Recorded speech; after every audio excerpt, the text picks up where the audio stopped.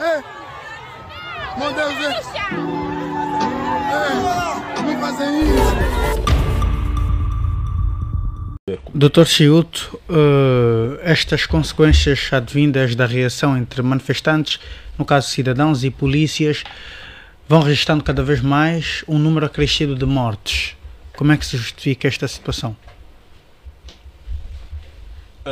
Bem, é de forma muito desolante que aprecio essa situação, porque é um episódio recorrente a nível da nossa praça social, a nível dos órgãos de segurança e ordem pública, e dali eu penso que deve-se fazer um certo refrescamento, e deve ser permanente. Por regra, os meus irmãos, agentes da polícia, da ordem pública, sobretudo, deviam entender um pouco de lei, e tinham que necessariamente entender um pouco de lei, sem desmerecer qualquer um deles, mas isso seria um imperativo do exercício do seu ofício. Porque se ele compreender um pouco, pelo menos no que tange aquilo que é a atuação, é aquela parte da sua atuação operacional, se ele compreender, ele vai cumprir a lei, ele vai obedecer a lei, ele vai, de forma ríspida, conservar e salvaguardar o bem-vida. Por sinal, nos termos do artigo 30 da Constituição da República de Angola, no capítulo dos direitos fundamentais do cidadão, a vida vem em primeiro lugar.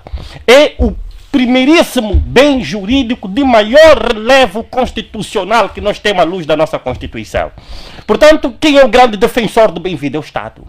Quem representa o Estado é o ente republicano, no caso, os órgãos da segurança da ordem pública. Portanto, é recorrente, e aqui vem deixar cair em terra o apelo feito por Sua Excelência, Sr. Presidente da República, a quando da morte, do passamento físico do jovem Inocêncio de Matos, que advogou severamente de que a polícia não devia, em momento algum, salvo raras exceções, objetivamente justificável, em razão do meio emprego por parte do autor, é que ali, sim, em questão de legítima defesa, se pode chamar a atenção aqui a colação à questão de uma morte justificável. Repara, mas se não há perigo iminente de pôr em xeque a integridade física daquela gente, porque de forma desproporcional usar um meio bélico altamente violento e que de forma veemente põe em xeque a vida do cidadão, quando aquele, sobretudo, nem tem sequer qualquer arma de fogo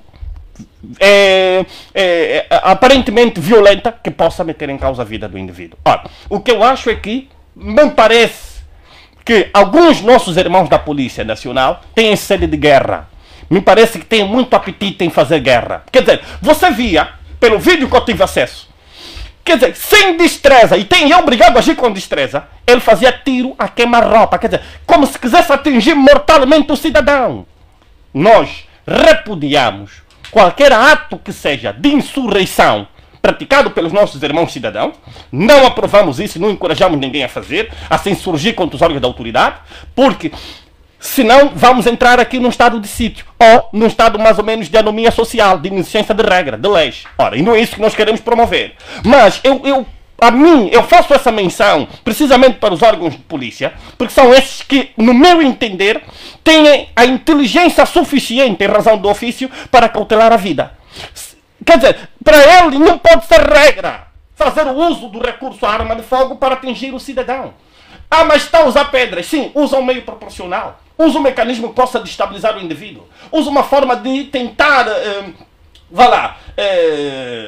impedir com que aquele indivíduo continue a perpetuar aquele ato que pode, de forma violenta, meter em causa também a integridade física do agente. Mas não é a arma de fogo. A arma de fogo não é pipoca. Não é pau magoga, não é quiçangua, não é, se calhar, maruvo. Aquilo é arma de fogo. É um meio bélico. Por favor, nós temos que conservar a vida. Agora, não é bom que o Estado saia sempre como um Estado repressivo. Como aquele que tem prazer, sobretudo, de meter em causa a vida do pobre, a vida do cidadão pacato, a vida do vulnerável, que está a reivindicar o quê? Está a reivindicar, a resolução efetiva de uma situação meramente, quer dizer, que lhe constitui um direito fundamental. O cidadão é livre de se manifestar, sim. Tem regra para se manifestar, sim. Obedece critério, pressuposto, formais, sim. Concordamos com isso. Mas esse cidadão que está a se manifestar, em razão da subida gritante, exponencial, agressiva do preço do combustível, não conhece de lei. Mas o desconhecimento não lhe exima da responsabilidade criminal, sim, mas nós não temos educação permanente do ponto de vista jurídico para ensinar o cidadão como... Portanto, está a dizer então que o facto do cidadão não conhecer de lei, não entender de lei, tem inclusive a prerrogativa de insurgir-se contra as autoridades ou agredir conforme referiu. Não. Aqui eu estou a dizer que deve o agente da polícia, enquanto a entidade que conhece presumível e aparentemente do direito, ensinar o cidadão como deve se manifestar. Por exemplo, o comandante de Benguela fez um exercício pedagógico ao conversar com o cidadão e lhes mostrar que não seria por aquela via mais assertiva e seria esta. É um exercício que deve ser feito, aturado, permanente, a nível dos órgãos da comunicação pública. Mais do que meter programas que mostram sutiãs e cuecas e etc. Mete-se programas educativos. Chamem o Dr. Vita para ensinar um pouco de direitos fundamentais. Chamem outros doutores para ensinar. Por que não temos espaços de educação jurídica? Educação moral, educação ética, educação... Por que não temos? Por quê? Porque não interessa. E isso é repercussão.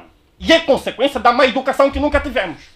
Nós hoje estamos a aprender um pouco de direito. É porque estamos a ouvir falar através de um órgão de comunicação social público, privado. É porque estamos a ouvir na rua o vizinho que estuda um pouco direito. Repara, mas aquele cidadão não sabe disso. Portanto, o que deve haver aqui é contenção de ânimos. A responsabilidade é acrescida muito mais para os órgãos da autoridade pública. É ali onde eu quero chamar a atenção. Nós temos muitos agentes da polícia que também estão cansados pelo tempo. Andam muito frustrados. Já não estão no uso pleno da sua faculdade mental, do exercício pleno do raciocínio lógico para perceber que aquele ato vai se consubstanciar num ato crime. Quem responsabiliza esses agentes? Muito bem. Isso não pode ficar assim. Doutor São mais de Pissadilla. 7 indivíduos que supostamente foram dizimados, viram a sua vida a ser ceifada de forma mais violenta possível, e como é que depois vai se ressarcir os danos, que são irreversíveis? Porque são danos humanos, repara.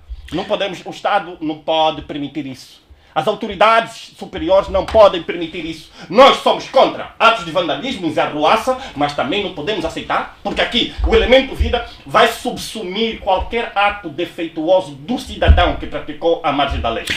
Doutor David Pissadilla, o fato de, conforme referiu aqui o Dr. Elder Chiuto, os cidadãos não terem consciência, muitos dos cidadãos não estarem atentos ou não conhecerem os princípios normativos que regem o país, e inclusive os próprios agentes, muitos deles também desconhecem os princípios normativos, resulta justamente nestas convulsões, e mais do que isso, a quem atribui culpa a falta de sensibilização, inclusive dos próprios partidos políticos. Bom, aqui eu gostaria, antes de responder isto, para começar a dizer o seguinte. Há um princípio básico dos gestores. Qualquer gestor deve saber que gerir é prever. Portanto, quando nós aqui estávamos a semana passada a falar da subida de preço de combustíveis, tínhamos em mente também as consequências, a previsão das consequências. Isto em qualquer parte do mundo. Mas infelizmente temos governantes emocionados, não têm muitas vezes usado esses conhecimentos, se têm ou não têm, para poder de facto fazer esse trabalho, portanto, daquilo que vão lançar. Em qualquer parte do mundo, quando os preços sobem nesse contexto do combustível, a manifestação é algo normal isto. Portanto, aqui para falar aqui ao meu colega ao lado, o Vita, o Dr. Vita, que acabou de dizer que nós já havíamos lançado isso, estávamos a incitar. Mas estás a ver esse tipo de mentalidade? Isso demonstra de fato o tipo de governante que nós temos aqui no país. Portanto, era tão normal quem estava a pensar na subida de preço enquanto o Presidente da República, o Presidente da República, João Lourenço, já havia anunciado que em junho, julho, haveria descida de preço de combustível. Porque a refinaria, a dita refinaria já tinha muita capacidade de produção, até quadruplicou. Não sou eu que estou a inventar. O Presidente da República, portanto, garantiu à população que em mês de junho haveria baixa do preço do petróleo. Há quem diz que estes pronunciamentos do Presidente da República davam-se por estar em período de campanha, estava a sugerir mas para tem um que possível assumir aí quadro. onde estamos a falar de previsões. Agora, quando o combustível sobe, os preços, nesse caso a gasolina, mas é tão normal a reação da população, seja a manifestação. Isso não implica que é preciso ir matar. Mas a questão também, pronto, o nosso tipo de governantes estão preparados mesmo para matar, porque eu lembro-me, o próprio comandante da Polícia Nacional, o anterior comandante, já dizia que quando os manifestantes aparecerem com pedra, a resposta tem que ser com AK. Quando os manifestantes aparecerem com paus, tem que buscar bazuca. Quer dizer, a comunicação deste, o que é que você espera num país onde as pessoas não estão preparadas? Em vez de ser os comandantes a lançar uma comunicação de apaziguar, de alertar, e, portanto, de poder ajudar, não, são eles que vão incitar. E coitado, o coitado de polícia, que também faz parte do cidadão, infelizmente, nessa circunstância. Temos uma sociedade não preparada, nós temos crise de valores. Isto aqui é generalizada e essa situação de crise de valor da sociedade angolana é uma doença que já se enferma. Mas quando nós soubemos que grande parte dos que estiveram lá nas manifestações, nessa manifestação era que motoqueiros, era que papateiros por aí fora. São pessoas, em termos de princípios jurídicos, não dominam, não têm conhecimento científico ou de direito. Portanto, quer dizer, estamos a ver a desproporcionalidade em termos formativos. Isso faz com que, de facto, é preciso entender com que entidade policial estava a tratar com o assunto. Portanto, era preciso uma educação pedagógica para esclarecer devidamente como é que estão as coisas, para as pessoas poderem, de facto, entender os meandros de comportamento. Não é agir, reagir de tal forma brutal. E o que é muito agravante é que, quando isto é ocorrido, são essas pessoas que orientam os que estão a governar e aparecem lá a dar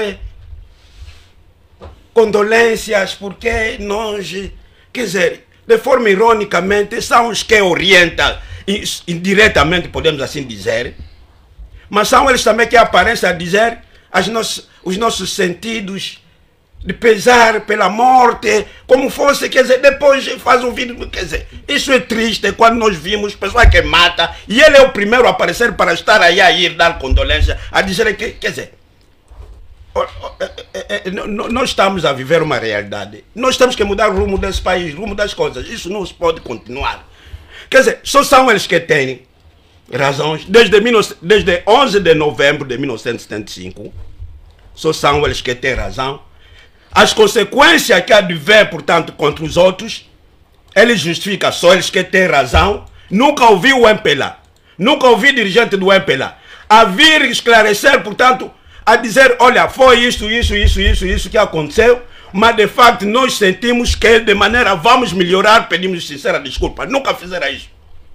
Quer dizer, este tipo de comportamento precisa de facto que nós tenhamos compreensão que o tipo de gestores, o tipo de governante que nós temos, são pessoas que estão lidando com seus interesses políticos, com poder, não querem ver o bem comum que é a população. Muito bem. O tempo urge. Só para sim, é só uma nota, é breve mesmo. Eu acho que é efetivamente grave esta atitude, que esses discursos agressivos incitantes ao ódio, à violência. Portanto, na edição anterior, o Dr. David dizia de forma clara: todos devem sair para se manifestar. Portanto, as consequências estão ali. Não se pode aceitar. Eu não concordo com as abordagens, a linha seguida pelo Dr. Helder. A população não deve enfrentar as autoridades policiais armadas. Isso é esta mensagem que devemos passar.